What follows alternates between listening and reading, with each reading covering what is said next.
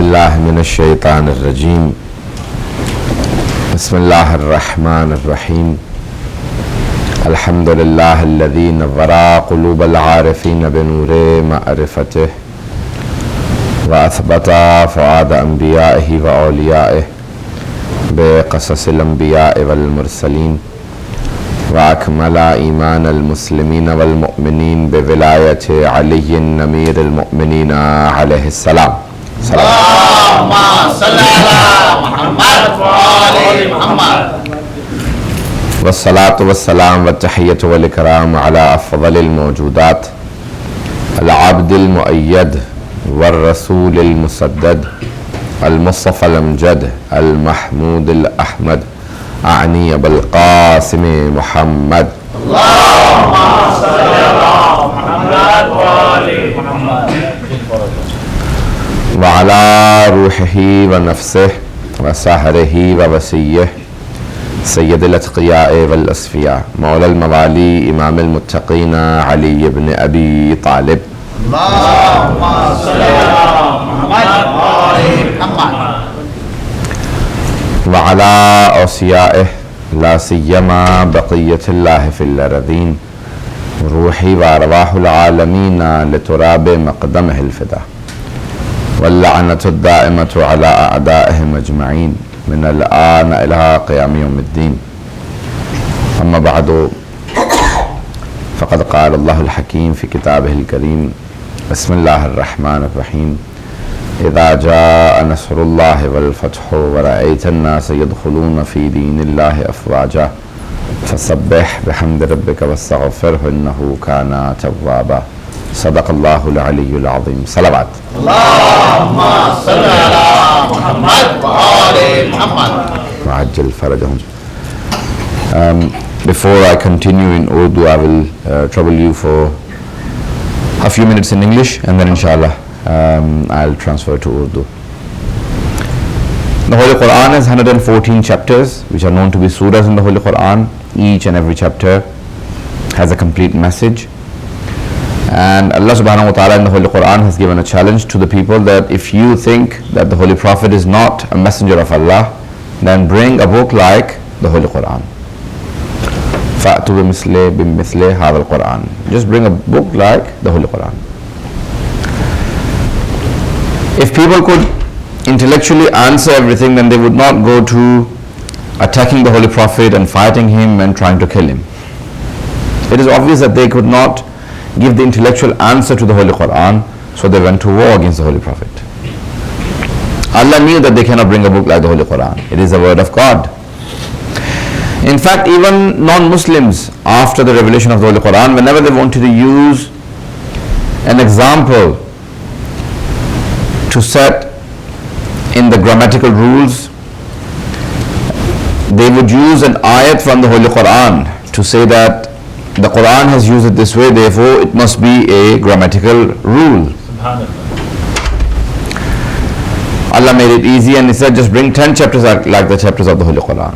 Then He made it further easy and He said just bring one chapter. When Allah subhanahu wa ta'ala says bring one chapter like the chapters of the Holy Quran, then do not say bring a verse like the verses of the Holy Quran, because He Himself has said one chapter. So Allah subhanahu wa ta'ala says just bring one chapter, one surah like the surahs of the Holy Quran. There are many verses which are very short, like for example wal asr, wal fajr, wal duha. So therefore Allah did not say just bring a verse like the verse of the Holy Quran. Alif lam mim. He said no, bring a surah like the surahs of the Holy Quran. And the Holy Prophet ordered the Muslims to write the shortest surah of the Holy Quran, Surah Kawthar, and they hung it in Khana Kaaba. No one could bring anything parallel to the Holy Quran. You've probably heard, I have, just to use a point, I've chosen a very short surah as well, the last surah of the Holy Quran, in terms of revelation. When the surahs were revealed, the first complete surah was Surah Fatiha. Surah Alaq, only 5 verses came, and then the first complete surah that came was Surah Fatiha. And the last complete surah that came was Surah Nasr, which I have chosen. in the sequence of nuzul, revelation. Surah Alaq, started, and then Surah Fatiha, and then many of the surahs, and the last surah was Surah Ma'idah, and then Surah Nasr. Al-Yawma akmaltu lakum deenakum wa atmamtu alaykum ni'mati. This surah is the last surah, Surah Ma'idah. When it completed, then came Surah Nasr. Allah subhanahu wa ta'ala sent down Surah Nasr. It is a great help from Allah subhanahu wa ta'ala, which translates into English as help, madad, nasr, nusrat. And Allah subhanahu wa ta'ala gave a guarantee to the Holy Prophet that إِذَا جَاءَ نَصْرُ اللَّهِ وَالْفَتْحِ, that when the help from Allah subhanahu wa ta'ala came and the victory, إِذَا جَاءَ نَصْرُ اللَّهِ. Inshallah, I'll talk about the surah inshallah tomorrow. Today I just want to talk about the prime sources of the Shias in terms of tafsir, hadith, fiqh, and many other. Salawat ala Muhammad wa alaikum assalam. Can you all recite a loud salawat? Allahumma salli ala Muhammad wa ajil faraja. So this surah is one of the last surahs, in fact the last surah that was given to the Holy Prophet. Now we have many primary sources in the Shia, and amongst those sources in hadith are the 4 books that our early scholars compiled. Our Sunni brothers also have original sources, or the primary sources, and then they have the secondary sources. Primary sources are compiled in the first 400 years of the Islamic history, the first 4 centuries, probably the first 5 centuries, and then came the secondary sources which were compiled in the later part of the Muslim history. I'll give you an example. Many of the original sources, for example, Sahih Sittah of our Sunni brothers, they have 6 books of hadith: Sahih Bukhari, Sahih Muslim, Sunan ibn Dawud, Sunan ibn Majah, Sunan Nasa'i, and Tirmidhi.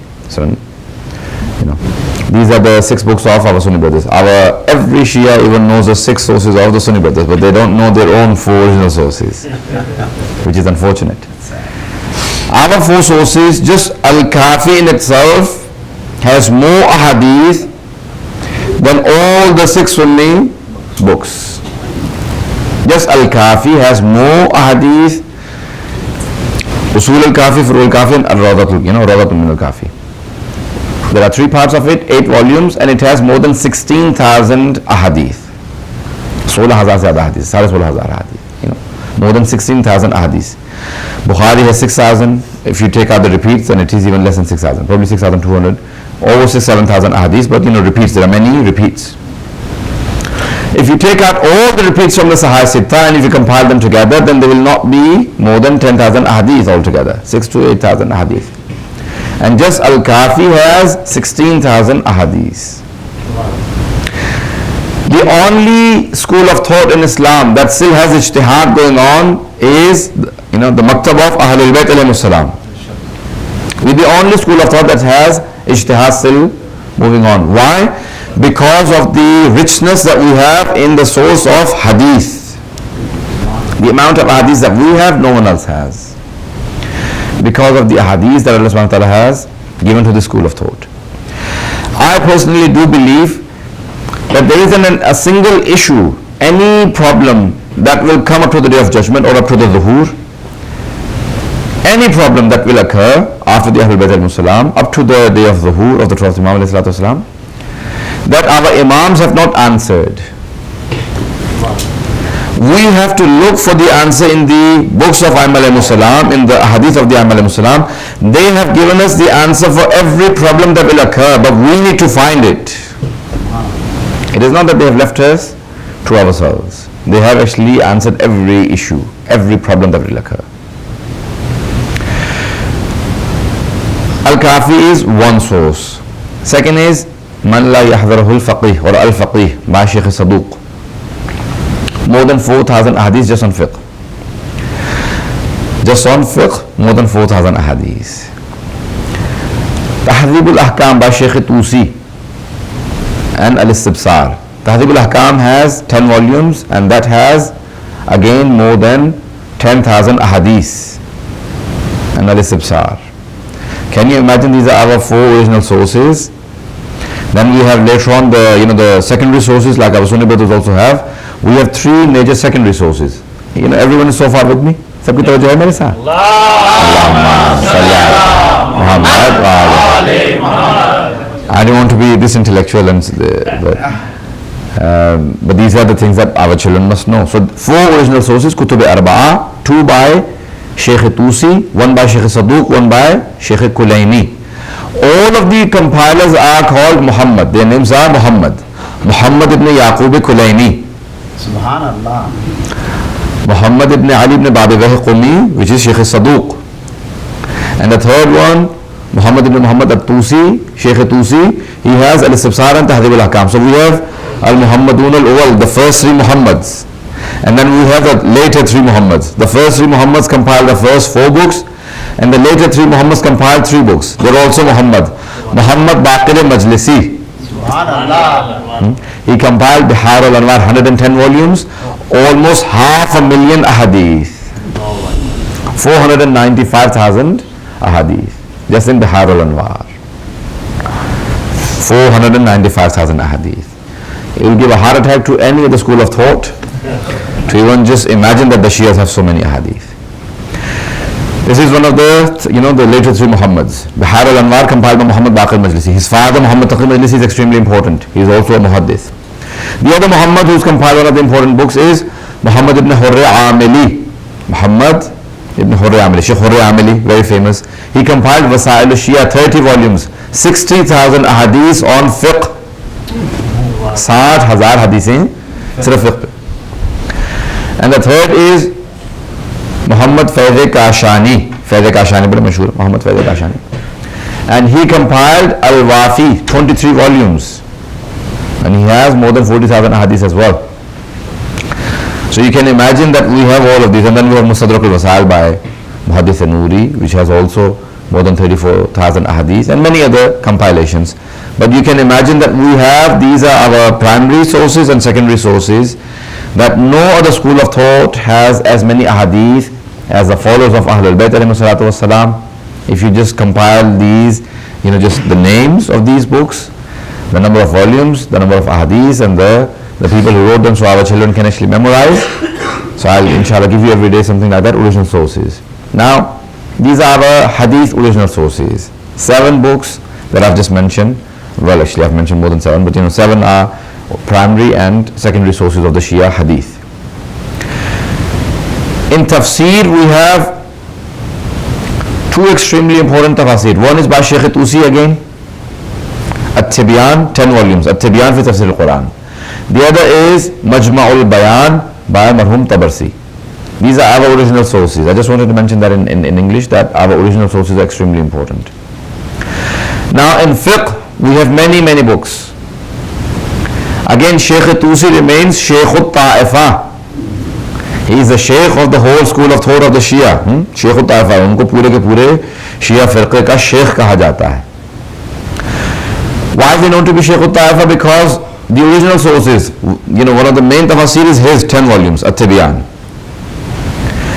4 of the hadith books, 2 of the 4 hadith book he has compiled.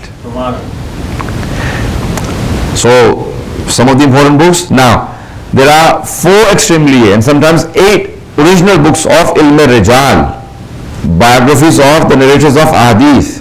You cannot just take hadith from any Tom, Dick and Harry. You have to take them from people who are adil, who are just, who are fair in their dealing, who are trustworthy, who are honest. Thiqa. So there are books compiled on the people who have actually said any single hadith. Even just one hadith, there will be some sort of reference on him or a biography on him to say if he was a trustworthy person or not. These are called Ilm-e-Rijal. Out of those 4 or 8 original books, 2 of the Rijal books are by Shaykh Tusi again. Rijal al-Shaykh and Al-Fahris. Can you imagine Shaykh Tusi? So important that he has a book on every topic. Then he has many books on Ilm-e-Kalam theology, another fiqh, Al-Mukhtalaf recently translated into English by Dr. Ian Howard and Dr. Izzati from Iran. These two people have actually translated. I'm giving you so many names only for you to understand that the Shia fiqh and the Shia school of thought in the Hawza is so rich that if you compile and took all the books together, it will be bigger than any one of the biggest libraries in North America. This is Shia fiqh. This is Allahumma salli ala Muhammad wa ali Muhammad wa ajil farajah. If you just look at the books of our scholars who have spent a lifetime compiling, and then not only just compiling a hadith, but also reasoning. I love reading hadith. And many times when I read a hadith, for example, Nahj al-Balagha is also hadith by Imam Ali alayhi salam. I really enjoy it. And I think that, this is a great blessing that we have so many hadith from the Aimma alayhi salam. And when I'm thinking about those hadiths, I really become pleased that they have said so much depth.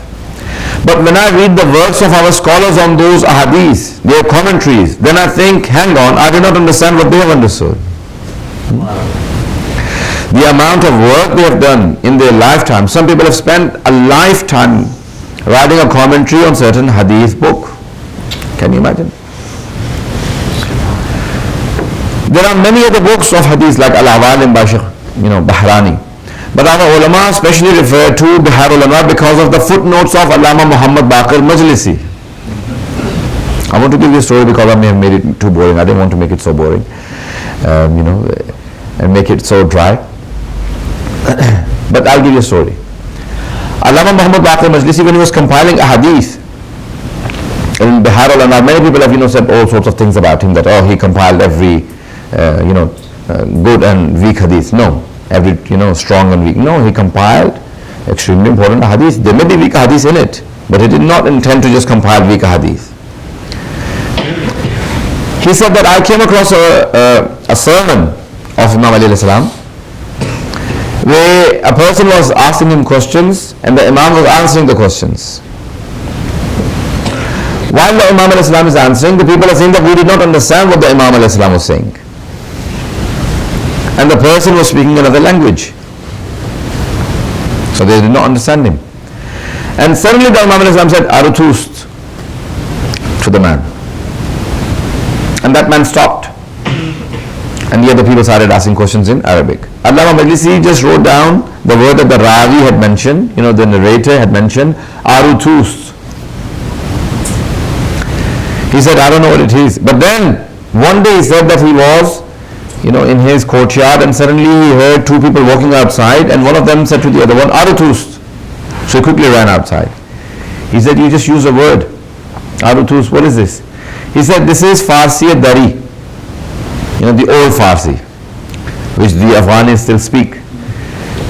And it means Arutust, yani Imruz Basetust, in Farsi of the Iranians. Aaj ke liye tumhare liye kafi hai. Subhanallah. I don't know if I can wait. Subhanallah. Subhanallah. It is enough for you for today. Allama Majlisi says that I spent a lifetime compiling those hadiths, and the Ravi said, Imam Ali alayhi salam said Arutust, but he did not know what it meant. A person had come who spoke Farsi Dari, he was asking questions from Imam Ali alayhi salam in his own language. But the Imam did not say to a person, what language is he speaking? Bring me an interpreter. Subhanallah, subhanallah, subhanallah. As the man was asking questions, the Imam was answering the same way as the person was asking. यानी रवायत के अल्फाज ये हैं कि जिस रवानी से सवाल आ रहे थे, उसी रवानी से इमाम जवाब दे रहे थे. Subhanallah, subhanallah. ना इमाम ने ये कहा कि भी कौन सी जबान बोल रहा है, कोई इंटरप्रेटर तो लेके आओ, कोई मुतरजिम लेके आओ, पता चले कौन सी जबान है. ना ये कहा कि भी तू कहाँ से आया, किस सरजमीन का रहने वाला है. बस रावी ने ये लिखा कि जिस जबान में जो आदमी सवाल कर लेता था, इमाम उसी जबान में उसी रवानी से जवाब देते थे. यहाँ तक एक आदमी ने परेशान होकर कहा, मौला ये आपने जबान कब सीखी? वो बेचारा बेमारिफत सा होगा. तो मौला ये आपने जबान कब सीखी? मुझे तो मालूम ही नहीं था कि आपको ये जबान भी आती है. मौलाना ने कहा, अगर सीखने की जरूरत हो तो हुज्जत खुदा कैसा है? अगर जबान सीखने की जरूरत है, हुज्जत खुदा कैसा है? यहाँ तक कि जब 10वें इमाम अलैहिस्सलाम एक आदमी आया सवाल करने लगा इमाम अली नक़ी अलैहिस्सलाम, وعجل فرجهم. سوال کرنے لگا تو امام اس کو جواب دینے لگے. تو وہاں پہ ایک مولا کا شیعہ بھی تھا, ماننے والا بھی تھا, کہا کہ مولا آپ کو یہ کون سی زبان بول رہا تھا؟ مولا نے کہا یہ افریقہ سے آیا, اس کی اپنی زبان ہے. کہا کہ مولا آپ نے افریقی زبان کب سیکھی؟ کہا کہ تجھے اپنے مولا کے علم پہ شک ہے؟ توجہ کیجیے گا. کہا آپ نے مولا کے علم پہ شک ہے؟ کہ نہیں مولا شک نہیں ہے, لیکن مجھے یہ نہیں پتا کہ آپ کو زبانیں بھی آتی. امام نے کہا ایک کنکری دی, امام نے کنکری اپنے زبان پہ رکھی, نکالی, کہا اس کو اپنے منہ میں رکھ لے. سبحان اللہ. اس نے وہ کنکری, وہ جو پتھر تھا چھوٹا سا, اس نے منہ میں رکھا. اس نے فوراً گنا شروع کیا, 1 2 3 4 10 70. سبحان اللہ. سبحان لوگ کہنے کے کیا کر رہا تھا؟ میں زبانیں گن رہا ہوں. امام کے لعاب دہن کا اثر یہ ہے کہ جو میری زبان پہ آیا 70 زبانیں مجھے ازبر ہو گئی ہیں. سبحان اللہ. سبحان اللہ. نعرہ حیدری, نعرہ قیمری, نعرہ صدری. کہا امام کے لعاب دہن کا اثر یہ ہے کہ 70 زبانیں تو مجھے ازبر ہو گئی ہیں. سبحان اللہ. Just because of the salah of the Imam alayhi salam, I have now learned 70 languages. یہ 70 زبانیں نہیں, the narrator, یہ امام علیہ السلام کے لعاب دہن کا اثر ہے. جس کے لعاب دہن کا یہ اثر ہو کہ جس کو جہاں پہ دیں اس کو شفا بھی ہو جائے, اگر کنویں میں ڈال دیں تو پانی میٹھا ہو جائے, سبحان اللہ. خشک کنویں میں ڈالیں تو پانی بھر جائے, جس بیمار کو دیں اس کو اثر ہو جائے. یہاں تک کہ خود سے امام کے نبی کے وضو کا پانی صحابہ کرام رسول خدا کے تبرک کا پانی تبرکن لے جایا کرتے تھے. پتہ نہیں میں بات آ رہا کہ نہیں, جب پیغمبر وضو کرتے تھے نا تو صحابہ پانی زمین پہ گرنے نہیں دیتے تھے, وہ ظرف رکھ لیتے تھے, یورن سے رکھ لیتے تھے, وہاں پہ ایک برتن رکھ لیتے تھے. کہ یہ پانی زمین پہ گرنے مت دینا, یہ پانی لے چلو, جو بیمار ہوگا اسے پلا دیں گے. تو وہ جو تبرک کے منکر ہیں ان کو بتا دو صحابہ بھی تبرک کو مانتے تھے. سبحان اللہ. سبحان اللہ. صحابہ تبرک کو مانا کرتے تھے. جیسے پیغمبر اسلام کا پانی مس ہو گیا وہ تبرکن لے جاتے تھے کہ بچے کو پلا دینا, گھر والوں کو پلا دینا, اس سے ایمان نصیب ہوگا. ایمان نصیب ہوگا. ائمہ علیہ السلام کا یہ اثر ہے. تو علوم اہل بیت کے ماننے والے کبھی بھی علم میں کسی سے کم نہیں ہوں گے. چھٹے امام کی حدیث کو میں پیش کرنا چاہتا ہوں, شاید میں نے پہلے پیش کیا. مجھے اب یہ میں اتنی زیادہ مجالس پڑھنے کو کہ مجھے یہ یاد نہیں رہتا میں نے کون سی مجلس کہاں پڑھی تھی, اور اس میں بار کا شاید میٹر بھی ٹکرا جاتا ہوں. میں مجالس نہیں بھی تیار کرتا رہتا ہوں, 15-20 مسلسل پڑھتا بھی ہوں, لیکن یہ بھی یاد نہیں رہتا یہ کون سی مجلس کہاں پڑھی. پہلے میں کوشش کرتا تھا کہ ڈائری مینٹین کروں, لکھ لیا اس موضوع پہ یہاں پڑھا, دوبارہ اس کو تکرار نہیں کرنا. اب وہ ڈائری مینٹین کرنا بند کر دی ہے, تو اس کے بعد مجھے یاد نہیں رہتا. اور اتنی زیادہ مجالس پڑھتا ہوں کہ پھر مجھے یاد نہیں رہتا کہ ایک ایک شہر میں بعض کا 8-10 مجلسیں ہر سال میں ہوتی ہیں کم از کم, اس کے بعد پھر یاد نہیں رہتا. تو بہرحال اگر کوئی مطلب ٹکرا جائے گا تو یہ نہیں کہ خدا نہ خاصہ کوئی میٹر کی کمی ہو رہی ہے, انشاءاللہ تعالیٰ. اور مجھے یاد نہیں کہ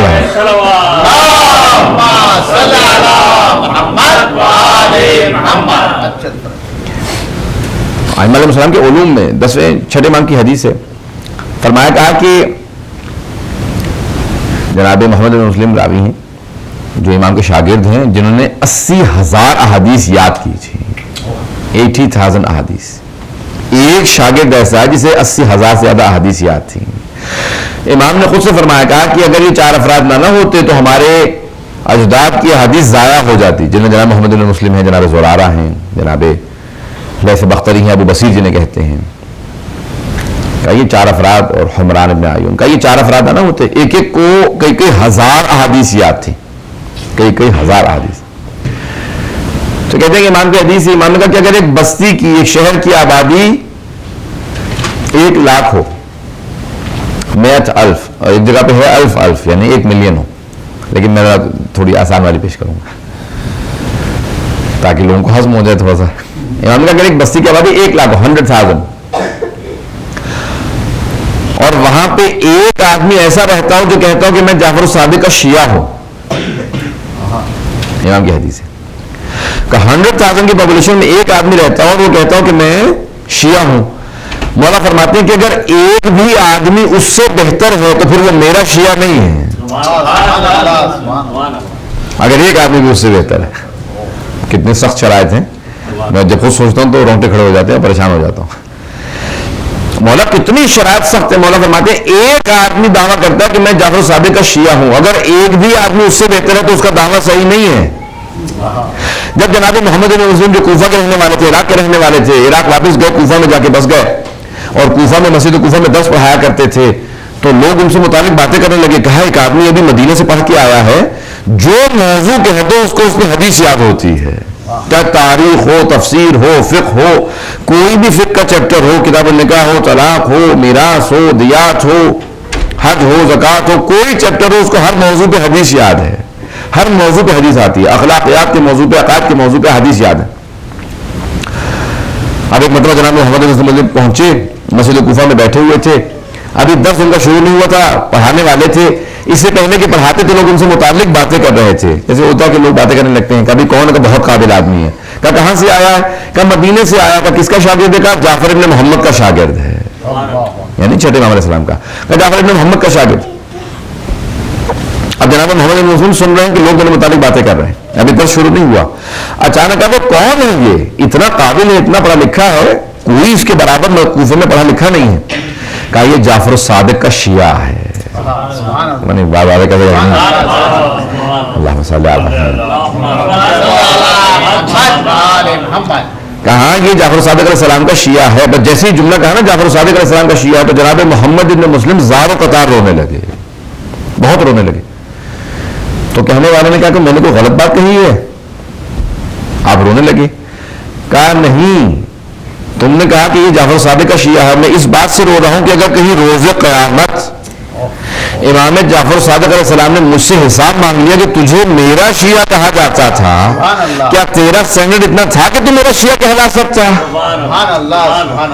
اس قابلیت کے باوجود کہ 80,000 احادیث یاد تھی, وہ پھر بھی کہہ رہے تھے کہ میرا یہ سٹینڈرڈ نہیں ہے کہ میں اپنے آپ کو امام سے منسوب کر سکوں. یعنی امام کا معیار اتنا بلند ہے کہ میری ہمت نہیں کہ میں اپنے آپ کو امام سے کہہ سکوں. اب غور فرمایا, یعنی جو معرفت رکھتے تھے امام کی, جو امام کو پہچانتے تھے, جو واقعاً امام کے شاگرد تھے, جو امام کی حقیقتاً وہ جانتے تھے کہ میں اپنے آپ کو اگر امام سے منسوب کر دوں گا تو پھر میں اس قابل نہیں ہوں کہ میں منسوب کر سکوں. معصوم کا درجہ بہت زیادہ بلند ہے. حضرت اگر توجہ ہو تو میں مطالعے کو پیش کرنا چاہ رہا ہوں. سب کی توجہ ہو میرے ساتھ؟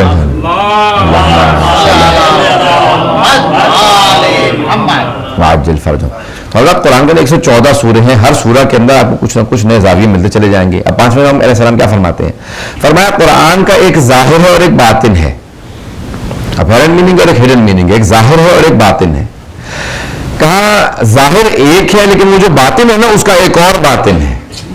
وہ جو ہڈن میننگ ہے نا اس کا ایک اور ہڈن میننگ ہے, اور وہ جو ایک اور ہڈن میننگ ہے نا اس کا ایک اور ہڈن میننگ ہے. سبحان اللہ, ذرا پریشان نہ ہوئیے گا. امام نے کہا ایک اپیرنٹ میننگ ہے, ایک ظاہر ہے قرآن کا, اور باطن کے 70 باطن ہیں. ظاہر ایک ہے اور باطن 70 ہے. کہا کہ جب تم بہت زیادہ محنت کرتے ہو تو تمہارے پاس ایک ظاہر پہنچتا ہے, اور زیادہ محنت کرو تو ایک باطن پہنچتا ہے. کہا قرآن کے سارے ظاہر اور سارے باطن ہمیں اہل بیت کے پاس. محمد والے محمد صلوات.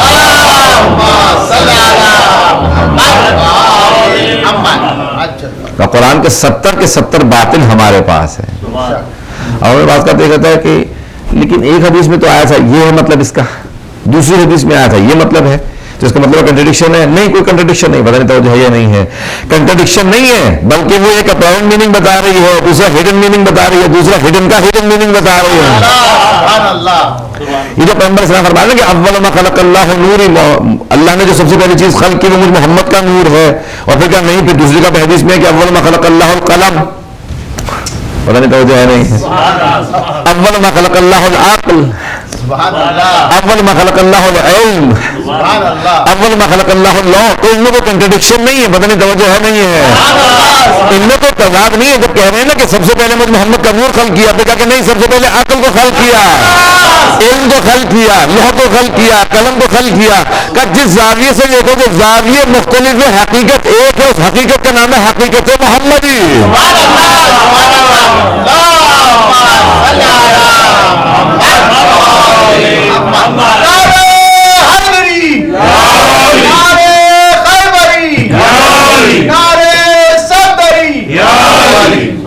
غور فرمایا آپ نے.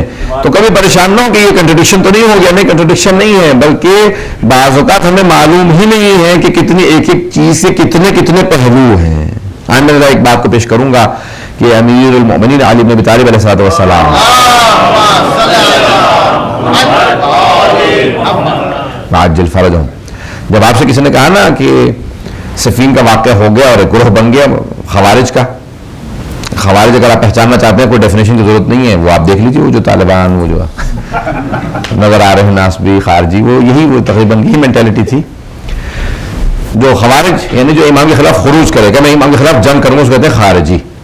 خارجی کی جمع خوارج. اب وہ چاہے اس وقت خروج کرے چاہے آج خروج کرے وہ نجس ہے. ہمارے علماء نے کہا کہ چاہے وہ کہے نہیں میں شہادتین پڑھتا ہوں اشہد ان لا الہ الا اللہ, کہا ایک نہیں 100 مرتبہ پڑھ لے نجس ہے. شہادت بھی پڑھ لے تب بھی نجس ہے, اس کو کھانا پینا جائز نہیں ہے. بکرا ذبح کر کے دیتے تو کھا نہیں سکتے, پتہ نہیں بات وہ اس کا ذبیحہ جائز نہیں. ناسبی کا خارجی کا بہرحال بہت سخت احادیث ہیں اس موضوع پہ, اور کہا کہ وہ جانوروں سے زیادہ نجس ہیں. اب میں ممبر کے احترام میں کہہ گیا ہوں اور آپ لوگ پہنچ جائیں گے اور پہنچ جائیں گے کون کون سے جانور نجس ہیں ذہن میں لے آئیے گا. تو کہا کہ ان سے زیادہ نجس جو ہے وہ خارجی ہے. جو امام علیہ السلام کے خلاف گستاخی کرے, جسارت کرے, گالی بکے یا کہے کہ میں امام کو اگر ہوتے تو میں مار دیتا, یا ان کے خلاف جنگ کرے. جیسے آج جب وہ پارگانہ میں حملہ ہو رہا تھا تو اس کے باقاعدہ کو یوٹیوب پہ تبلیغ میں نہیں کہنا چاہ رہا تھا, اس کا نام نہیں لینا چاہ رہا تھا, تو اس پہ فوٹیج میں مل جائے گا. وہ باقاعدہ نعرے لگا رہے ہیں اور جملے کیا کہہ رہے ہیں کہ جیسے ہم لوگ کہتے ہیں نا کہ حسینیت زندہ باد یزیدی دونوں, تو وہ الٹا کہہ رہے تھے. اس کا کوئی تصور کر سکتا ہے آج کے دور میں, کوئی تصور کر سکتا ہے کہ امام حسین کے خلاف کچھ ایسے نعرہ لگائے اور وہ کہتے ہیں ہم کلمہ گو ہیں. داڑیاں بھی آپ دیکھ لیں تو کتنی اتنی لمبی داڑیاں ہیں, سب کچھ ہے, اس کے باوجود بھی سید الشہداء کے خلاف نعرے لگا رہے تھے. وہ خارجی ایسی ایک مزاج وہی جو زمانے میں ایک مینٹیلٹی تھی وہ آج تک باقی ہے. تو کچھ ایک گروہ بنا, انہوں نے کہا کہ ٹھیک ہے ہم لوگ کس کو جوائن کریں, کس کا ساتھ دیں. جنگ ہونی تھی, مولا نے اعلان کر دیا تھا کہ میں جنگ کروں گا, معاویہ کے خلاف فیصلہ کن جنگ کروں گا اور ضرور ماروں گا. اس کے بعد مولا کی شہادت ہوگی. اسی لیے کبھی یہ نہیں کہنا چاہیے کہ مولا کی شہادت میں معاویہ کا کوئی ہاتھ نہیں تھا. یہ ثابت نہیں ہے کہ عبد الرحمن بن ملجم کا معاویہ سے کوئی کنیکشن نہیں تھا, کیونکہ جب مولا کہہ رہے ہیں کہ میں فیصلہ جنگ کروں گا اور اس دوران شہادت ہو جاتی ہے. تو بہرحال اب صفین کی جنگ ہو چکی, پہلی ہے جمل, پھر صفین, پھر نہروان, 3 جنگیں ہیں. نہروان خوارج کے خلاف ہے. اب صفین کی جنگ ہو چکی ہے. میں جو بات پیش کرنا چاہ رہا ہوں, وقت یہی سے گزر گیا بہت. مولا کے پاس جنگ کی تیاری ہو رہی ہے. مولا نے کہا انشاءاللہ تعالیٰ جنگ کے لیے ہم جائیں گے. اب وہاں پہ مختلف لوگ ہیں, جمع ہو رہے ہیں. کچھ لوگ گئے, کہا کہ ہم کس کا ساتھ دیں, معاویہ کا ساتھ دیں کہ علی بن ابی طالب علیہ السلام کا ساتھ دیں. وہ کیسے فیصلہ کریں, بڑے بڑے جاہل لوگ موجود تھے جن کو فرق ہی معلوم نہیں ہو رہا تھا امیر المومنین کا دوسروں کا. پتہ نہیں بات واضح ہے یہ نہیں, فرق معلوم نہیں ہوتا. ان کو کیسے پتا کریں کس کے ساتھ دیں گے. تو ان میں سے ایک نے کہا کہیں گے دیکھو ایک سوال لے لیتے ہیں, اس کے 10 جواب مانگیں گے, اگر علی نے جواب دی تو علی کا ساتھ دیں گے, اور اگر معاذ اللہ استغفر اللہ وہ جواب نہ دے سکے تو پھر معاویہ کا ساتھ دے دیں گے. انہوں نے کہا کہ ٹھیک ہے چلو. تو انہوں نے کہا ہم دیوار کے پیچھے چھپ جائیں گے تاکہ علی کو پتہ نہ چلے. ہم ایسے امام کو امام ہی نہیں مانتے جسے دیوار کے پیچھے پتہ نہ ہو کہ کیا ہے. اب وہ 10 اپنے طور پہ چھپ گئے وہ دیوار کے پیچھے, ان کو کیا پتا کہ امیر المومنین دیکھ رہے ہیں. مولا بھی مسکرا رہے ہیں. کہا ایک آیا کہ یعنی بتائیے من افضل العلم ام المال, بتائیے علم افضل ہے یا مال افضل ہے. مولا نے کہا علم کا, لما ذالک, ایسا کیوں کرے کہ علم افضل ہے. آپ نے فرمایا کہ کیونکہ مال کی تم حفاظت کرتے ہو, علم تمہاری حفاظت کرتا ہے. دوسرا سامنے آتا ہے یعنی بتائیے علم افضل ہے یا مال افضل ہے. آپ نے کہا علم افضل ہے. کہا کیوں؟ کہا کیونکہ مال خرچ کرنے سے کم ہوتا ہے, علم خرچ کرنے سے بڑھتا ہے. تیسرا سامنے آ کہا یعنی بتائیے علم افضل ہے یا مال افضل ہے. آپ نے کہا علم افضل ہے. کہا کیوں؟ کہا کیونکہ مال قارون کی میراث ہے, علم انبیاء کی میراث. چوتھا سامنے آیا کہ یعنی بتائیے علم افضل ہے یا مال افضل ہے. آپ نے فرمایا علم افضل ہے. کہا کیوں؟ کہا کیونکہ جس کے پاس مال زیادہ ہوتا ہے وہ کہتا ہے انا ربکم الاعلی, میں تمہارا رب ہوں, اور جس کے پاس علم زیادہ ہو وہ کہتا ہے الہی ما اعطیناک حق عبادت ہے, اللہ تعالیٰ تیرا حق عبادت ادا نہیں ہو سکا. پھر 5واں سامنے کہا یعنی بتائیے علم افضل ہے یا مال افضل ہے. تو آپ نے کہا علم افضل ہے. کہا کیوں؟ کہا کیونکہ جس کے پاس مال زیادہ ہو اس کے دشمن زیادہ ہوتے ہیں, جس کا علم زیادہ ہو اس کے دوست زیادہ ہوں. کیونکہ لوگ آتے چلے گئے. بی میرے ذہن میں ہے مولا نے جیسے ہی 10 کے 10 افراد کو نئے جواب دیے تو پریشان ہو کہا یا علی ہم مواد کے ساتھ تھے. مولانا نے کہا کیوں؟ کہا کیونکہ آپ نے ایک ہی سوال کے 10 جواب دیا, تم 10 پہ خوش ہو گئے. کہ اگر تم اسی سوال کو قیامت تک دہراتے رہتے میں نیا جواب دیتا رہتا.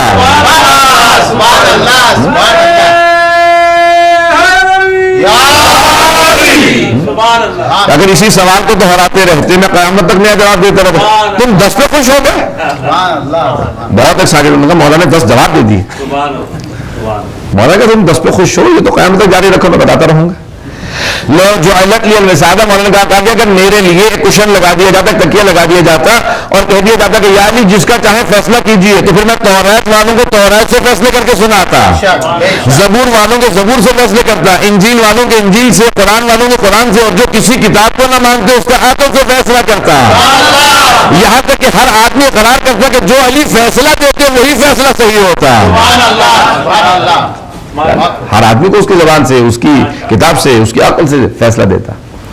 تاکہ یہ مت کہو علم کے ساتھ کوئی تقابل نہیں. امیر المومنین کا کہا ہاں ہونا علم جمع, سینے پہ ہاتھ مار کے کہا کہ اس سینے میں بے انتہا علم ہے لیکن افسوس میں علم ساتھ لے جا رہا ہوں, کوئی لینے والا نہیں تھا. پھر آپ نے کہا ہاں کچھ لینے والے تھے لیکن وہ مکار تھے, عیار تھے, بہت خراب لوگ تھے. وہ چاہتے تھے مجھ سے علم لے لیں جا کے پھر لوگوں کو دھوکہ دیں, تو ایسے لوگوں کو میں نے علم دیا ہی نہیں. بہت سے لوگ یاد ہوتی ہیں نا, ہمارے کچھ ساتھ کو ہمیشہ کہتے ہیں کہ جس طرح سے بہت سے صحابہ رسول تھے نا, اس طرح سے بہت سے لوگ عرفاء, بہت بڑے بڑے عرفاء تھے نجف میں میں, تو ان کے ساتھ لگ جاتے تھے جیسے صحابی, بہت سے صحابہ رسول کلوز رہے تاکہ جب ان کے وصال ہوگا تو اس کے بعد پھر بڑے بڑے دعوے کریں گے, پتہ نہیں پہنچ سکے کہ نہیں, کلیم کر سکوں میں کہ میں ساتھ ساتھ رہا کرتا تھا. اب چاہے سیکھو کچھ بھی نہ ہو, جیسا آیا تھا ویسے ہی رہا ہو, نہ زہد ہو, نہ تقویٰ ہو, نہ علم ہو, نہ کچھ بھی نہیں ہو, لیکن میں کہتا سکوں میں کلوز تھا, ساتھ ساتھ رہا کرتا تھا. پتہ نہیں بات واضح ہوئی نہیں. تو مولانا نے کہا کہ بہت سے لوگ میرے پاس بھی آئے کہ دھوکہ دے کے ہم کچھ علم لے لیں گے, پھر لوگوں کو جا کے دھوکہ دیتے رہیں گے. کہ میں نے ایسوں کو علم دیا ہی نہیں. کہا پھر کچھ لوگ ان کے پاس تقویٰ تھا وہ آئے لیکن ان کے پاس عقل ہی نہیں تھی, تو اس لیے جو علم لے کے آیا تھا ساتھ لے جا رہا ہوں. کہا دونوں کا ہونا ضروری ہے, علم کے لیے عقل کا ہونا بھی ضروری ہے اور تقوی کا ہونا بھی ضروری ہے. پتہ نہیں بات آگے ہے یا نہیں ہے.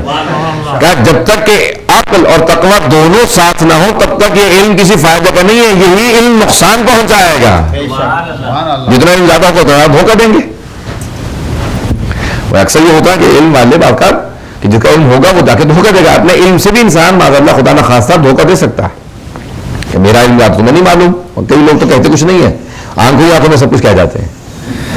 جا کے ملیں تو کہیں گے تمہیں نہیں معلوم میں زیادہ اہمیت رکھتا ہوں. تو کہ نہیں, علم جہاں ہوگا, سادی شیرازی نے کہا جس درخت پہ پھل ہوتا ہے نا وہ جھکا ہوا ہوتا ہے, جہاں علم زیادہ ہوگا وہاں تواضع انکساری ہوگی. تو امیر المومنین نے کہا کہ دیکھو ہمیشہ علم میں کبھی کسی سے پیچھے مت رہنا. یہ جو چھوٹے امام کی حدیث میں نے پیش کی تھی, کیا مفہوم ہے اس کا کہ کوئی بہتر نہیں ہوگا. اگر کوئی شیعہ کسی کہے نا کہ میں شیعہ ہوں تو اس سے بہتر کوئی نہیں ہوگا. کس چیز میں نہیں,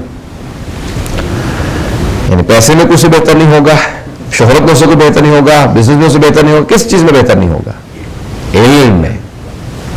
علم میں کوئی مقابلہ نہیں کر سکے گا. علم میں سب سے زیادہ جب بھی کوئی کہے گا نا کہ میں جعفر صادق علیہ السلام کا ماننے والا ہوں, تو بہترین عالم وہی ہوگا, بہترین سائنٹسٹ وہی ہوگا, بہترین ڈاکٹر وہی ہوگا. جتنے بھی علوم ہیں ان سب کے اندر جتنی مہارت ہوگی وہ امیر المومنین کے ماننے والوں کو ہوگی. اس لیے آپ نے فرمایا کہ العلم نقطۃ, علم تو ایک نقطہ تھا, لوگوں نے پھیلا کے بڑا کر دیا. شاید یہ وہی نقطہ ہے جو بائے بسم اللہ کے نیچے ہے. کہ مولا فرما رہے ہیں کہ علم نقطہ تھا, یہ اصطلاحات کی لوگوں نے ٹرمینالوجی بنا کے بہت پھیلا دیا. علم تو نقطہ ہے. حضرت یہاں تک کہ اگر امیر المومنین کسی کے سینے پہ ہاتھ رکھ دے تو اس کے بعد وہ خود بخود کہے کہ ہاں اب مجھے محسوس ہو رہا کہ سینے میں کچھ بھر گیا ہے. مولا فرماتے ہیں کہ تم اگلے ایمان کے درجے پہ تب تک نہیں جا سکتے جب تک کہ اپنے سے پچھلے درجے والے کو اپنے درجے تک نہ پہنچا دو. بہت بڑا جملہ, بہت بڑا جملہ. فرماتے ہیں کہ تب تک ایمان کے اگلے درجے پہ نہیں جاؤ گے جب تک کہ پچھلے درجے والوں کے اپنے درجے میں لے آؤ. جو حسد کرتا رہے گا کہ میں تو آگے بڑھ جاؤں باقی سب پیچھے رہ جائیں, کب وہ وہی رہے گا کہ جہاں تھا. جب تک یہ سوچتا رہے کہ دوسرے کبھی ترقی نہ کرے, دوسروں کو نہیں, کبھی نہ سوچو کہ دوسرا کو ترقی نہ کرے. حیدر کرار کے ماننے والا ایسا ہوتا ہے, وہ کہتا ہے کہ میرے ساتھ ساتھ لوگ بڑھتے چلے جائیں, اکیلا نہیں, ہمیشہ ساتھ ساتھ رہیں. اور کربلا کا پیغام یہی ہے, اکیلے مت چلو, دوسروں کو ساتھ لے کے چلو. پیغمبر اسلام نے یہی درس دیا کہ دیکھو کبھی کسی کو محروم نہ رکھو, نیکی سے محروم نہ رکھو, علم سے محروم نہ رکھو. اگر وہ صلاحیت رکھتا ہے تو اس کو یہاں پہ واقع تاکہ بات واضح ہو جائے. اپنے گھر ہی کی دیوار کو چن رہے ہیں پیغمبر اسلام, he was building the wall of his own house. دیوار پرانی کچی دیواریں ہوتی تھی, تو وہاں پہ ایک نوجوان گزر رہا تھا، کہا یا رسول خدا اگر آپ کی اجازت ہو میں مدد کر سکتا ہوں دیوار بنانے میں؟ پیغمبر ثواب سے محروم نہیں رکھتے. یہ نہیں ہے کہ کیوں میں خود دیوار بناؤں گا، نہیں، بسم اللہ آ جاؤ. تو بھی فوراً دیواریں پیغمبر اسلام کے ساتھ ساتھ دیوار چننے لگا کہ میں یا رسول خدا اینٹ میں رکھ دیا کروں گا، آپ وہ جو گارا بنایا تھا اس کو آپ رکھ دی، اینٹیں میں اٹھاؤں گا. پیغمبر نے فوراً کہا کہ ثواب سے محروم نہ. دیکھیں اسلام کا یہ ہے کبھی کوئی نیکی کے اندر کسی کو کا سبقت حاصل کرو گے، کوئی ہونا چاہے شریک تو اس کو روکو مت، اس کو بھی نیکی میں شریک ہونے دو. اللہ کے یہاں ثواب کی کمی نہیں ہے، تمہیں بھی ثواب دے گا اس کو بھی ثواب دے دے گا. تو فوراً کہا پیغمبر اسلام نے کہا ہاں ٹھیک ہے تم بھی میرے ساتھ دیوار کو بناتے رہو. دیوار چن دی اس نے. جب دیوار چن دی تو پھر پیغمبر اسلام نے فوراً کہا کہ اب جو چاہو مجھ سے مانگو میں تمہیں عطا کروں گا. سخاوت کرم کریم ہے نا، رسول خدا کریم ہے. کہ جو مانگو گے عطا کروں گا. کہ یا رسول خدا پھر مجھے جنت کی بشارت دے دیجیے. دیکھیے اس نے بھی دنیاوی چیز نہیں مانگی کہ یا رسول خدا مجھے 2 کلو سونا دے دے مثال کے. تو ہم نے سب کو نہیں کیا مانگا تھا، مرسیڈیز تو اس زمانے میں تھی نہیں. دنیاوی چیز مادی چیز مانگ لیتے. اس نے مادی چیز نہیں مانگی. کہا یا رسول خدا مجھے جنت کی بشارت دے دیجیے. پیغمبر اسلام نے کہا جا تو آج سے جنتی ہے. ایک جملے میں جس کے جنت مل جائے اسے حبیب خدا کہتے ہیں.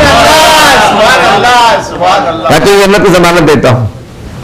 استاد واجی عملی کہتے ہیں کہ اسی طرح سے ایک اور واقعہ ہوا. ایک اور آدمی جناب زید ابن حارثہ پیغمبر کو کام کر رہے تھے. انہوں نے کہا یا رسول خدا میں مدد کروں. کہا ہاں آ جاؤ. کہا کہ بتاؤ کیا چاہتے ہو. جب کام مکمل ہوا کہا یا رسول خدا مجھے شہادت کی بشارت دے دیجیے. مطلب نہیں بات واضح کر سکوں کہ نہیں. پہلے والے نے کہا مجھے جنت کی بشارت دیجیے، دوسرے نے کہا شہادت کی بشارت دیجیے. کہا دونوں کے اندر بس اتنا فرق تھا، ایک ماننے والا تھا، چاہنے والا تھا، لیکن کربلائی قسم کا شیعہ نہیں تھا. دوسرا والا کربلائی قسم کا شیعہ تھا. کہا یا رسول خدا جنت ٹھیک ہے آپ نے ضمانت دے دی ہے، لیکن یہ تو نہیں معلوم کہ تمہیں دھکے کھاتے ہوئے کتنی بیماریوں میں کہاں کہاں پہ پریشانیوں کے بعد آخر میں جنت میں پہنچوں گا. دوسرے نے کہا یا رسول خدا شہادت کی بشارت دے دیجیے. شہادت کا اثر یہ ہے کہ جیسے پہلا قطرہ خون گرتا سارے گناہ معاف ہو جاتے ہیں. جنت دنیا سے قبر سے شروع ہوتی ہے، آخرت تک جنت رہتی ہے. دیکھیں جنت میں پہنچنے والے کے لیے ضمانت نہیں کہ برزخ میں کیا ہوگا، لیکن شہادت میں ضمانت ہے کہ برزخ سے جنت ہے.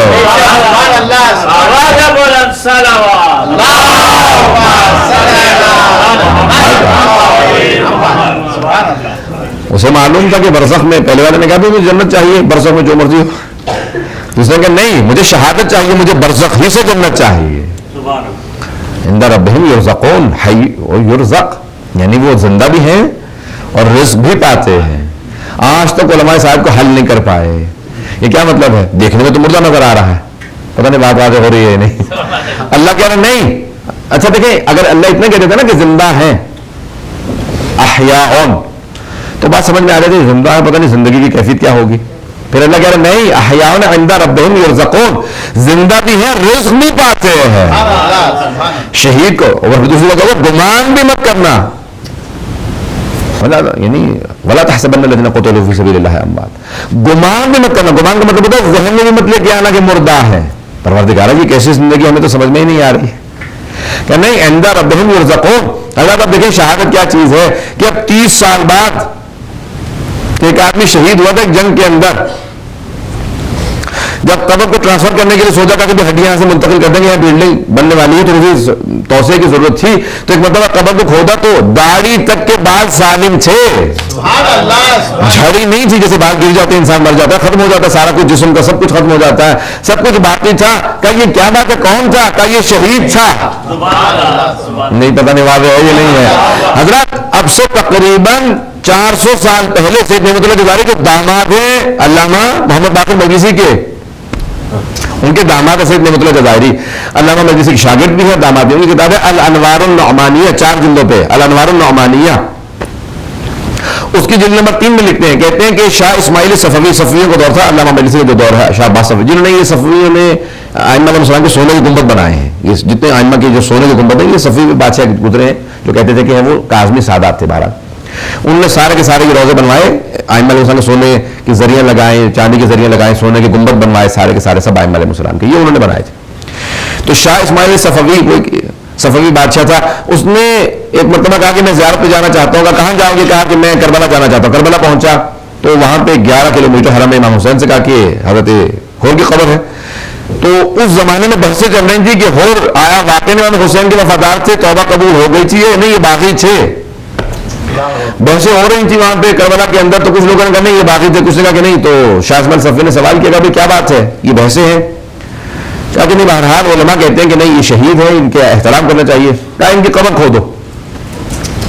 علماء نے کہا خبردار قبر کو مت کھودنا، شہداء کی قبر کھودنا حرام ہے. کہا کہ نہیں قبر کو کھودو تاکہ معلوم ہو جائے اگر خراب ہو چکے ہیں تو شہید نہیں ہیں. سبحان اللہ. کہ کربلا کے واقعے کو 950 سال ہو چکے ہیں، اس وقت ہو چکے تھے. کہا کہ قبر کو کھودو معلوم ہو جائے گا. سب علماء نے منع کیا، لیکن وہ بادشاہ تو بادشاہوں کا دماغ ایسے ہوتا ہے، آپ کو پتہ ہی ہے، زیادہ مجھ سے نہ کہلائیے گا. تو اس نے کہا کہ نہیں قبر کھودو. قبر کھودی. کہا میں خود دیکھنے کے لیے جاؤں گا، اگر یہاں پہ قبر سے پتہ چلا کہ یہ شہید ہیں تو یہاں روزہ بنواؤں گا، نہیں تو قبر کو خراب کروا دوں گا. اب اس ایک مرتبہ پہنچے جناب ہور کی قبر کے اوپر تو خود سے شاہ اسماعیل صفوی نے سوال کیا. کہا کہ یہ کون ہے؟ کہا یہ ہور ابن یزید ریاحی. کہا یہ وہی ہور کہ 950 سال پہلے شہید ہوا تھا. کہا ہاں. کہا کیوں؟ کہا آج تک رومال اور پورا جسم اسی طرح سے جیسا تھا. کہا جیسا پورا جسم تھا ویسا ہی ہے. کہ اس کی پیشانی پہ رومال کیسا ہے؟ کہ بعض روایات میں آیا ہے کہ حسین ابن علی نے ان کی پیشانی پہ اپنی ماں زہرا کا رومال باندھ دیا تھا.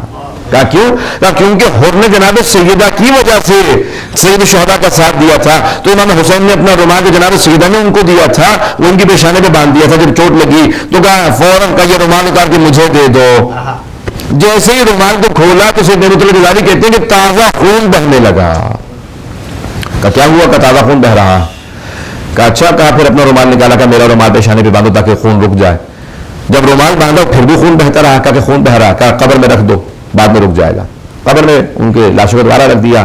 خون بہتا رہا. کہا کہ بند کر دو قبر کو. کہا خون بہ رہا. کہا قبر کو بند کر دو. قبر کو بند کر دیا گیا. سید نعمت اللہ جزاری کہتے ہیں کہ خون بہتا ہوا قبر سے باہر آنے لگا. اگلے دن جب پہنچے تو خون باہر تک آ چکا تھا. کہا کیا بات ہے؟ کہا خون نہیں رک رہا. کہا کیوں؟ کیا وجہ ہے؟ ایک دن گزر چکا ہے، خون کیوں نہیں رکتا؟ یہ تو شہید وہ بھی اتنی مدت ہو چکی ہے، کیسے اتنا خون ہو سکتا ہے؟ کہا کہ شاید خدا کو منظور نہیں ہے کہ وہ رومال جو حسین نے ہور کو دیا تھا وہ بادشاہ رکھ لے. کہا رومال واپس کر دو. کہا ٹھیک ہے قبر کو کھودو. دوبارہ قبر کو کھودا.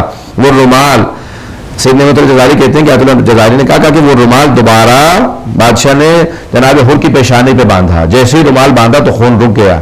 کہا کہ ہور اب سمجھ میں آیا کہ تیرا مقام کیا ہے. شہید کا مقام یہ ہوتا ہے کہ 950 سال بعد تک جس کے لاشے کا خون تازہ ہو اسے شہید کہا جاتا ہے. میں اگر ابھی کیا کروں آپ کے سامنے مسائل نہیں آنا چاہتا تھا، لیکن یہ تمہیداً چند جملے پیش کر رہا ہوں. یہ ہے شہداء کربلا کا مقام، یہ ہے عظمت. انشاءاللہ کل تفصیلی پیش کروں گا. فضائل ابھی میں پچھلے 2-3 دن سے جب شراء ہو جاتے ہیں تو وہاں پہ سونا نصیب نہیں ہوتا ہے. وہاں دن رات میں مجالس چلتی رہتی ہیں. وہاں والوں کا اسٹیمنا بہت زیادہ ہے رات کی مجالس کا. اور وہ لوگ تو یہی کہتے رہتے ہیں کہ میں 12 بجے کے بعد اگر کہتا ہوں کہ نہیں مجلس ہے مجھ سے نہیں پڑھی جائے گی تو وہ کہتے ہیں مولانا مجلس ہے آپ کی ہمت ہو جائے گی خود بخود. تو خود بخود پہ انسان گلٹی محسوس کرتا ہے کہ ان کو منع کہہ رہے ہیں، اتنی عقیدت سے کہہ رہے ہیں، پوری رات جاگنے والے جن ہیں وہاں کے مومنین، دن رات مجالس کرتے ہیں وہاں کے. تو بہرحال بے انتہا عقیدت، بے انتہا. یہ کہاں کس چیز سے آیا ہے؟ یہ اس حسین ابن علی کا جذبہ تھا. آج ابھی دیکھ رہے تھے، میں نے وہ پروگرام دیکھا کہ ایک ٹیلی ویژن پہ انٹرویو لے رہے تھے. ایک آدمی سے پوچھ رہے تھے کہ کہاں جا رہے ہیں آپ؟ کہا کربلا جا رہا. کہا کیوں کربلا میں کیا ہے؟ کہا حسین ابن علی. ایک بوڑھا سے آدمی ہاتھ میں ایسا لیا ہوا تھا، چھوٹے چھوٹے قدم لے کے، بہت چھوٹے چھوٹے قدم. چہلم کی ویڈیو نے کلپ ڈالا ہوا تھا. اسے پوچھا کہ کیوں پیدل کیوں جا رہے ہو؟ کہا کیونکہ حسین کے جد نے کہا تھا جو بھی چھٹے وہاں کی حدیث ہے نا کہ پیغمبر نے فرمایا کامل زیارت کے اندر کہ ہر قدم کے اوپر حج و عمرے کا ثواب ملے گا جو پیدل زیارت کے لیے جائے گا. کہا کب سے چلے ہو؟ کہ میں بصرہ سے چلا ہوں تو کافی دن ہو گئے، بوڑھا بھی ہوں، 80 برس سے زیادہ سن اور پیدل چل رہے ہیں. کہا کیوں قدم چھوٹے کیوں لے رہے ہیں آپ؟ کہا ایک تو کیونکہ ثواب زیادہ ہے اور دوسرے میری ہمت بھی جواب دے چکی ہے، لیکن صرف ایک چیز کھینچ رہی ہے وہ ہے حسین ابن علی. وہ حسین ابن علی. کہا جب بھی میں دیکھتا ہوں حرم کو دور سے دیکھتا ہوں تو مجھے حسین کھینچنے لگتے ہیں. یہ جذبہ، لوگوں کے اندر ہمت یہ کہاں سے آئی ہے؟ کہاں سے؟ حضرت وہاں پہ دکھا رہے تھے کہ لوگ روک رہے ہیں. میں نے خود بھی دیکھا ہے. آپ جائیں نا، جب آپ نجف سے کربلا پیدل جائیں تو تقریباً 40 میل ہے، 40-45 مائل کے قریب ہے. تو لوگ راستے میں روکتے رہتے ہیں، رک جاؤ میرے یہاں تبرک کھا لو، رک جاؤ تھوڑا سا، خدا کا واسطہ، امام حسین کا واسطہ، ہاتھ جوڑتے ہیں، پاؤں پکڑتے ہیں، آؤ میرے ساتھ تھوڑا تبرک کھا لو ہمارے یہاں. جائیں تو غریب آدمی جس کے گھر کے اندر برتن بھی نہیں تھے، اس بیچارے نے کھجور کے پتے بچھا رکھے تھے، اس کے اوپر روٹیاں توڑ کے رکھی ہوئی تھی اور کھجوریں رکھی ہوئی تھی. کہا کون؟ وہ بہت ہی غریب آدمی. اتنے غریب ہو تو کیوں یعنی سب زائرین کے لیے اہتمام کر رہے ہو؟ کہ پورے سال پیسہ جوڑتا ہوں کہ حسین کے زائرین کو تبرک دے سکو. جذبہ کہاں سے آیا لوگوں کے اندر؟ کہ پورے سال پیسہ جوڑتا ہوں. ٹھیلا لگاتا ہے، کھجوروں کا ٹھیلا لگانے والا آدمی. کہ پورے سال کا کیوں؟ کہا کہ امام حسین نے سب کچھ لٹا دیا کہ میں اتنا سا کام نہیں کر سکتا زائرین کے لیے، حسین ابن علی کے زائرین کے لیے یہ جذبہ. اللہ اکبر، حسین ابن علی کے زائرین کا یہ اہتمام. میں ایک سوال کرنا چاہتا ہوں آپ سے، کیا کبھی بھی آپ نے دنیا میں دیکھا کہ کوئی آدمی انوائٹ کرے، آپ کو انویٹیشن بھیجے، کھانے کا اہتمام نہ کرے، کچھ نہ کرے؟ لوگ انویٹیشن بھیجتے ہیں، لوگوں کو باقاعدہ ریٹن انویٹیشن بھیجنا پڑتا ہے. ہمارے گھر میں اہتمام ہے، ذرا آئیے گا، تشریف لائیے گا، سب کچھ کرنا پڑتا ہے. لیکن امام حسین پہ لاکھوں روپے قربان، نہ کسی دعوت نامے انویٹیشن کی ضرورت ہوتی ہے، نہ اعلان کی ضرورت ہوتی ہے، نہ کبھی کسی کھانے کا اہتمام کرنے کی ضرورت ہوتی ہے. صرف یہ پتہ چل جاتا ہے محرم آنے والا، سب لوگ تیاریاں کرنے لگتے ہیں مجلس میں جانا ہے. مولا عجیب و غریب آپ کا نظام حسین ابن علی کچھ اور ہے، حسین کے رضاعی کا نظام کچھ اور ہے. میں نے 2 جملے مسائل کے، میں ہڈن جملے پیش کر رہا تھا، میں مسائل پہ نہیں آیا. اس سے پہلے کہ مسائل پیش کروں، ہر امام کے لیے مستحب ہے کہ جب آپ زیارت پہ جائیں نا تو سفید کپڑوں میں جائیں، سفید کپڑے پہنے. حج پہ جائیں تو سفید کپڑے پہنے، عمرے پہ جائیں سفید کپڑے پہنے، پیغمبر اسلام کی زیارت کے لیے جائیں تو سفید لباس پہنے. کسی امام کی، امام حسین کی زیارت کے لیے جائیں سفید لباس پہنے، امام رضا کی زیارت کے لیے جائیں سفید لباس پہنے. کہ سفید لباس پہنو، پھر کیا کرو؟ کہ غسل ضرور کرو، غسل مستحب ہے. پھر کہ خوشبو ضرور لگانا، اور کہ ہو سکے تو نیا لباس پہننا. مولا کی زیارت کے لیے جا رہے ہو تو پہلی مرتبہ جا رہے ہو، نیا لباس پہنو. اچھا مولا اور کچھ؟ کہ خوشبو لگانا اچھی طرح سے، بہترین غسل کر کے، سب کچھ. لیکن کہا جب حسین ابن علی کی زیارت کے لیے جاؤ تو کہا وہاں پہ اہتمام یہ ہے کہ جن کپڑوں میں آئے انہی کپڑوں میں زیارت کے لیے جاؤ. مولا اچھا، ہاں. کہ نیا لباس نہ پہننا، نئے لباس کے ساتھ مت جانا. مولا پھر وہاں پہ کیا کریں؟ کہا کہ وہ جو گرد و غبار لگا نا، کپڑوں کا پاک ہونا شرط ہے، لیکن گرد و غبار کے ساتھ کپڑوں کے ساتھ جاؤ، اسی گرد و غبار کے ساتھ.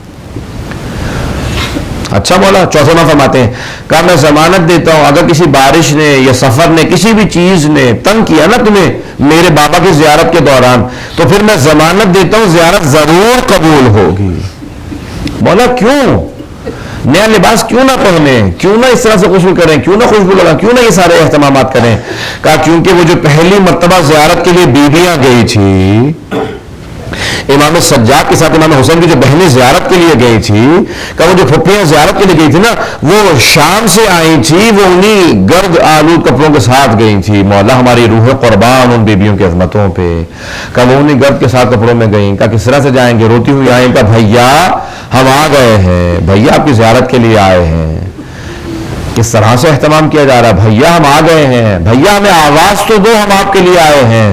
بھیا میرے استقبال کے لیے کھڑا ہوا کرتے تھے، بھیا میں آ گئی ہوں، شام سے آئی ہوں. پھر آوازیں دے رہی بیویاں. بیوی کہتی ہے کہ وہ جو ہمارے بچے تھے نا، ہمارے گودوں میں بچے نہیں رہے ہیں. اجرکم اللہ. آئیں 2 جملے مسائل کے پیش کروں، تھوڑے سے سخت میں تھوڑے سے تولانے پڑھا کرتا ہوں مسائل. آئیں بس بھائی کوئی آنکھ ایسی نا جس میں آنسو نہ ہو. آئیں 2 جملے پیش کروں آپ کے سامنے.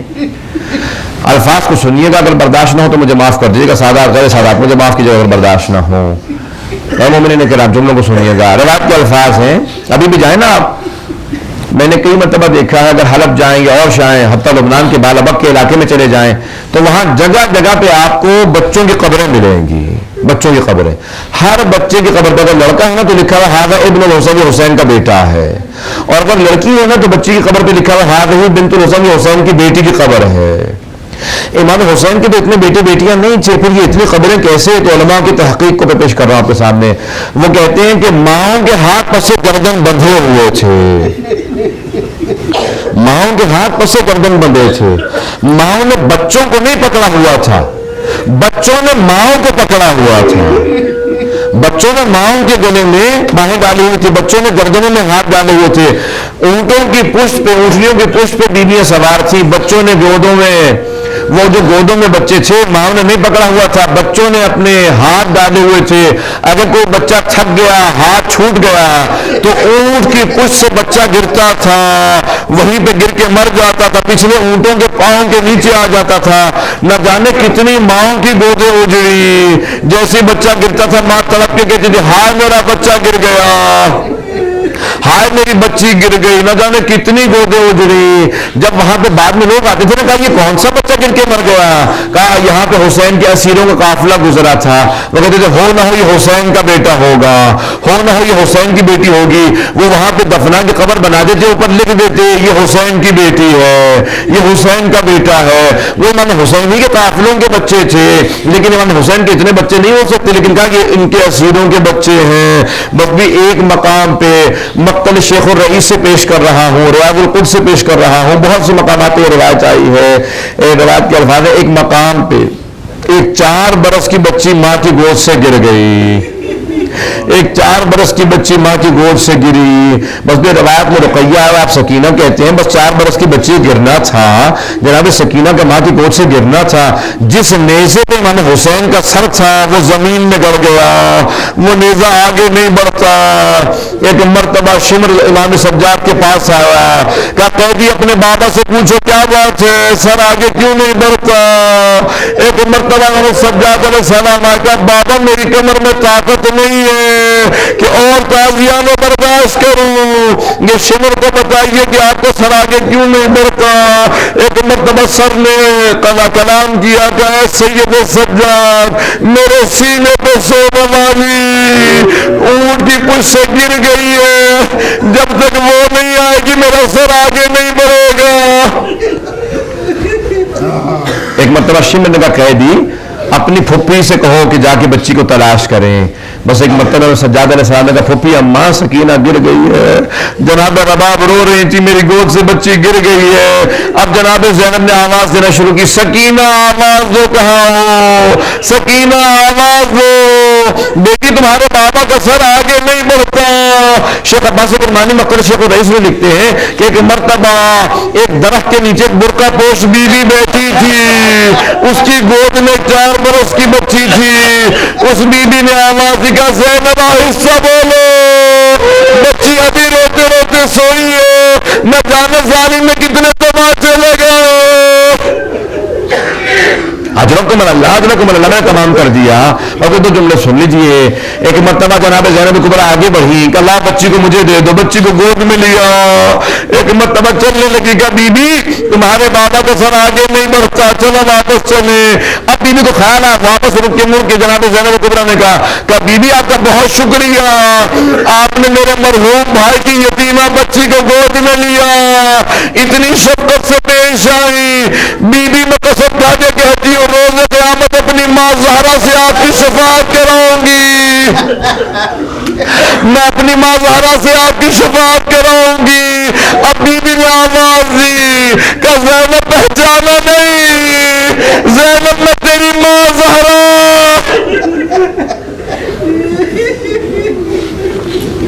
الا لعنت اللہ علی القوم الظالمین وَسَيَعْلَمُ الَّذِينَ ظَلَمُوا أَيَّ مُنقَلِبٍ يَنقَلِبُونَ.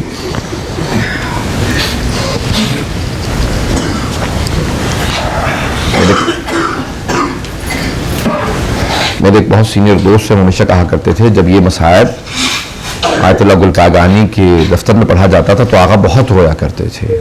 اکثر مصائب پڑھنے والے سے کہا کرتے تھے کہ یہ روایت پڑھو کہ جب ایک دادی اپنی پوتی کو لے کے بیٹھے اور وہ بھی شام کی اسیری کے راستے میں جہاں سے قافلے گزر رہے تھے. بھی میں ہمیشہ واسطہ دے کے دعا کیا کرتا ہوں، ہاتھوں کو بلند کریں گے میں دعا کروں گا، پروردگارا تجھے واسطہ ان اسیروں کا جو کربلا سے چلے पहले कूफे गए, कूफे से शाम गए। परवरदिगारा उन असीरों का वास्ता, उन बीबियों की अजमतों का वास्ता, जितने भी शयन हैदर कर्रार, चाहे बहरीन में हूँ, पाकिस्तान में, इराक में, जो जो कैद में हैं, सबको रिहाई की खबर इनायत फरमा।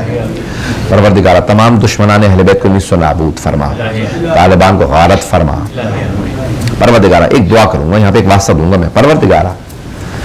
परवरदिगारा तुझे वास्ता उस लहजे का जब बीबियों को रिहाई की खबर मिली, रिहाई मिल गई, इमाम सज्जाद ने कहा हम 3 दिन यहीं रुकेंगे, यहाँ पे अज़ादारी करेंगे, क्योंकि जब भी हम रोना चाहते थे तो हमें ताजियाने मारे जाते थे, हम जी खोल के रोए नहीं हैं। सब रोने लगे, 3 दिन बैठे हैं। इमाम सज्जाद ने कहा फूफी अम्मा सब बीबियों से कह दें कल सुबह तैयार रहे, हम वापस मदीने के लिए चले जाएंगे। जैसी सुबह हुई तो एक मर्तबा जनाब सैयद सज्जाद ने पूछा, कहा फूफी अम्मा बीबियां तैयार हैं? कहा बेटा सैयद सज्जाद सब बीबियां तैयार हैं, लेकिन आपकी माँ रबाब का कुछ पता नहीं चल रहा। जुमला कहा, इमाम सज्जाद की आंखों में आंसू आए। कहा फूफी अम्मा मुझे पता है मेरी माँ कहाँ गई है, सबसे कहें चले हम रास्ते से माँ को ले लेंगे। काफिला चलने लगा। जब काफिला चला ना तो जनाब ज़ैनब कुबरा ने कहा बेटा सैयद सज्जाद ये तो जिंदान का रास्ता है, तुम जिंदान क्यों ले जा रहे हो? कहा फूफी अम्मा मेरी माँ किसी कब्र से विदा करने गई है। बस एक मर्तबा सब बीबियां पहुंची। रिवायत के अल्फाज है जिस तरह से एक माँ बच्चे से लिपट के रोती है ना, जनाब रवाद कब्र से लिपटी हुई थी और लिपट के रो रो के कह रही थी सकीना तुम्हें सबसे ज्यादा वापस जाने का शौक था, तुम्हें सबसे ज्यादा मदीने जाने का शौक था, अब क्यों नहीं उठती हो? हम सब मदीने वापस जा रहे हैं, बीबी उठो मदीने वापस जा रहे हैं। परवरदिगारा तुझे वास्ता उस लहजे का जब एक माँ बेटी से विदा कर रही है, बहुत तड़प के रो रही है बीबी, बहुत रोई। परवरदिगारा तुझे वास्ता उस लहजे का कि जब जनाब रबाब विदा कर रही थी बेटी से, 12वें इमाम अलैहिस्सलाम के ज़ुहूर में ताजील फरमा। परवरदिगारा तुझे वास्ता बीबियों की अज़मतों का, हमारी गुनहगार आंखों को इमाम ज़माना की ज़ियारत नसीब फरमा। परवरदिगारा हम सबका खात्मा बिल खैर हो। परवरदिगारा जिंदगी में इमाम हुसैन की ज़ियारत नसीब हो, आखिरत में इमाम हुसैन की शफाअत नसीब हो। बस एक छोटा सा वास्ता और दूंगा। परवरदिगारा तुझे वास्ता उस लहजे का जब ये बीबियां करबला वापस पहुंची, जब करबला पहुंची तो सैयद सज्जाद सबसे पहले इमाम हुसैन की कब्र पे लेके गए। कहा फूफी अम्मा यहाँ मेरे बाबा की कब्र है। सब बीबियां बैठ के रोने लगी। जब देखा ना इमाम सज्जाद ने कि बीबियां शायद रो रो के दम ना तोड़ दें, बहुत ज्यादा रो रही हैं, कहा फूफी अम्मा सबसे कहे उठे, बस अब हम आगे बढ़ेंगे। जैसे सब बीबियां उठी, साथ वाली कब्र का पूछा, कहा बेटा सज्जाद ये कब्र किसकी है? कहा ये मेरे भैया अली अकबर की कब्र है। बीबियां दोबारा बैठ के रोने लगी।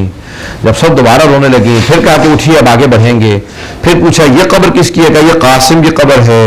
बीबियां कब्रें पूछती जाती थी, रोती जाती थी। अब एक मर्तबा सवाल किया जनाब ज़ैनब कुबरा ने, कहा बेटा सज्जाद आपने सब कब्रें बता दी, लेकिन मेरे भैया अब्बास की कब्र का पता नहीं बताया। मुझे बताओ मेरे भैया अब्बास की कब्र कहाँ है?